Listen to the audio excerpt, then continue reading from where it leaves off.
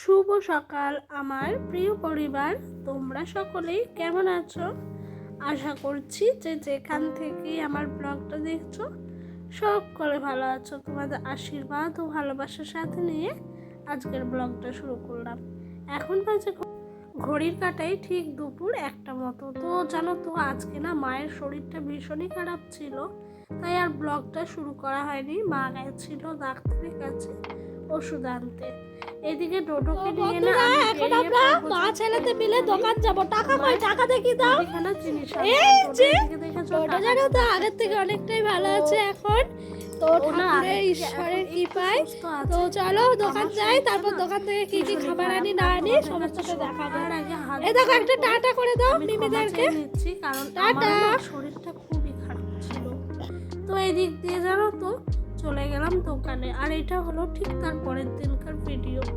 আমি না সেদিন আর ক্লিপগুলো বেশি নিতে পারিনি, আমার শরীরটা ভীষণ খারাপ ছিল তো সেই কারণে।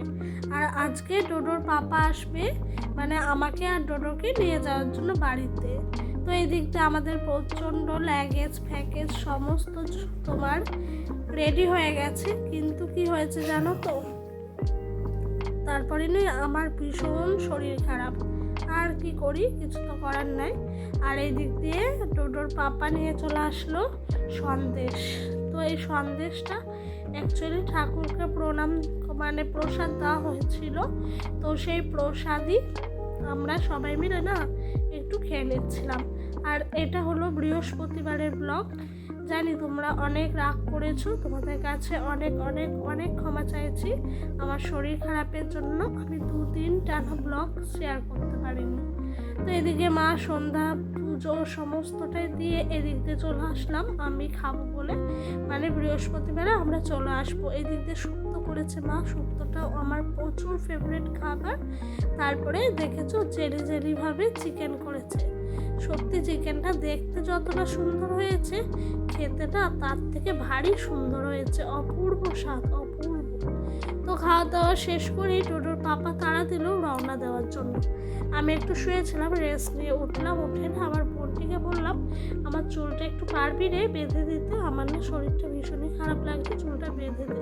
তো বোনটিও আমার কথা মতো আমার চুলটা না বেঁধে দিচ্ছিল আর গল্প করছিল। কিন্তু কি হলো জানো তো, এই চুল বাঁধার পরে না আমার প্রচণ্ড জ্বর চলে এসেছিল, মানে এতটাই জ্বর তোমাদেরকে বলে বোঝানোর মতো নয়। কাঁপানি দিয়ে জ্বর আসছিল, আমি নিজেই ঠিক থাকতে পারছিলাম না। আমি যে কীভাবে যাব সেটা আমি নিজেও জানি না।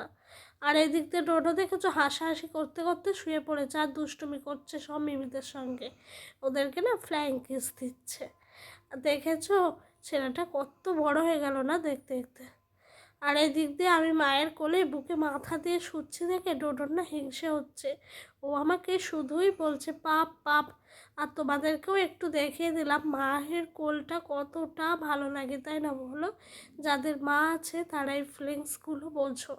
আর আমি একটা সন্তানের মা হয়ে গেছি, এখনও অবধি কিন্তু আমার মায়ের কাছে আমি বড় হইনি, সেই ছোট্ট আছি।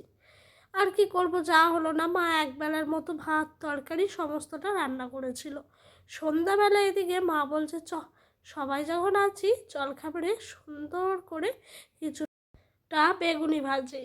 তো সত্যি বলতে আমার মায়ের হাতের বেগুনি তো মানে যারা যারা খেয়েছে তারা ছাড়া আর কেউ জানবে না যে কত টেস্ট হয়। অবশ্য সব মায়েদেরই হাতের বেগুনি প্রচুর টেস্টি লাগে, কিন্তু আমারটা আমার মায়ের কাছে ভীষণই টেস্টি লাগে। এদিক দিয়ে ডোডো এসছে বাটি নিয়ে মায়ের কাছে নেবে। তো মা বলছে গরম নিতে হবে না সোনা, ও না অন্য কথা শুনছে না, ও নিয়েই ছাড়বে। কি আর বলি বলো। আর এইসব দুষ্টুমিগুলো দেখলে পরে মনে হয় যে সেই ছোট্টবেলার কথা মনে পড়ে যায়। তো এই দেখো খাস্তা খাস্তা সন্ধেবেলার টিফিন একেবারেই তৈরি হয়ে গেছে।